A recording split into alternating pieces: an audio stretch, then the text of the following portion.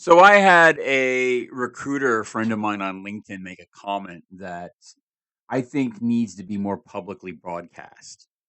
They asked about right to represents for recruiting in relation to the non-compete ban.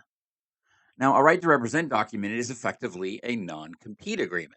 It is effectively either a time limited or other document that says, look, you agree to be presented for a particular position by a specific staffing firm, but in return for that, you're not going to let anybody else submit you to that role.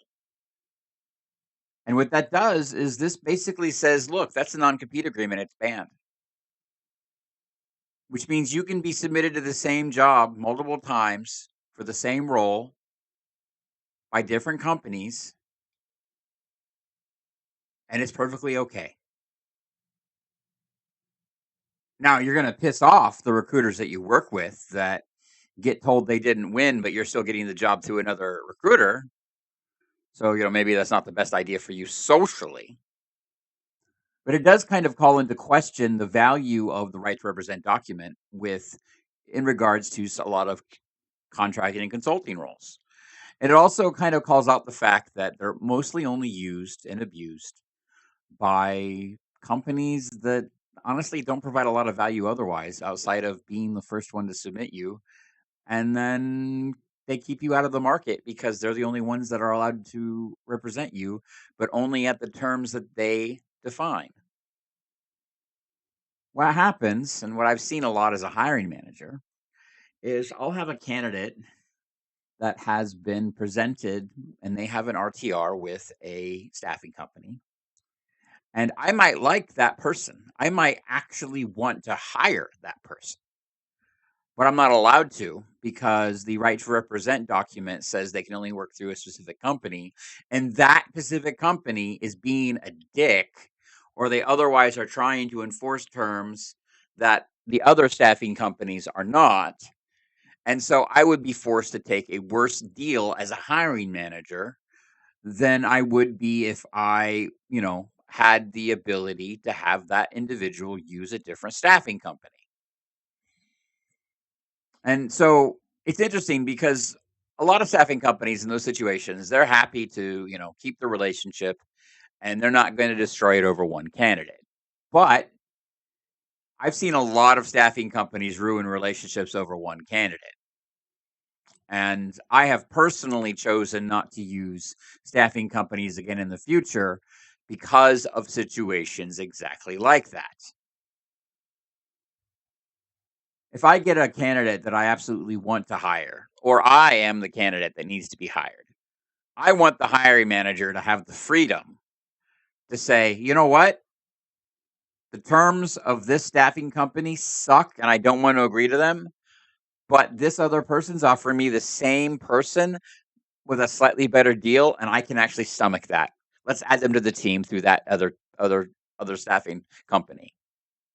And that is exactly what I think the market needs right now. Just because somebody applied to a job doesn't mean that they're going to get that job, but they should have the right to negotiate. They should have the right to negotiate and try to figure out something that works for all sides. Hiring managers should have the freedom to be able to talk to the candidate and say, look, the staffing company wants X. I can't give you X. I can give you X minus Y. Would that be interesting for you? And at that point, the person can say yes or no, but at least you've had a conversation. And so the right to represent document, or RTR as they call it, is absolutely evil. And I am glad that they are going to go away when non-competes are banned because it's a non-compete agreement. According to the PDF that I posted before, it's nothing less than a non-compete agreement. And so the right to represent document will go away. And that's good because I currently see them used in a few ways. Companies are using them to assure that they have the candidate they say they do, which is fine. I understand them wanting to do that. But they also use it in a malicious way. For example, if you are based in India, if you're an agency recruiter working for an offshore shop, it's actually really common to have Americans sign RTRs and then use those as the reason to never allow that person to access or be hired by that company. It's used maliciously to artificially keep people out of the job market. Because what they're doing there is they're having somebody sign a right to represent document that says that they can only work at that company through that staffing agency. And then either that staffing agency either intentionally chooses not to present that individual so that they don't have the option of actually getting hired, or that staffing agency tries to force terms on the end company that the end company isn't willing to stomach. And so as a result, the person who signed the RTR is harmed and they're not able to get the job or even an interview because of the actions of the recruiting company.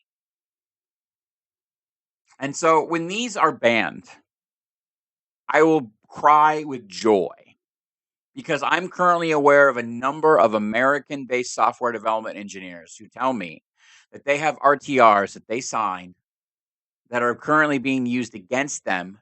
They're not being allowed to work at companies. And the worst thing about this is that the companies themselves are not aware of this. And when they're told about it, they can't do anything about it because it's a non-compete. And so I'm going to be so happy when this is done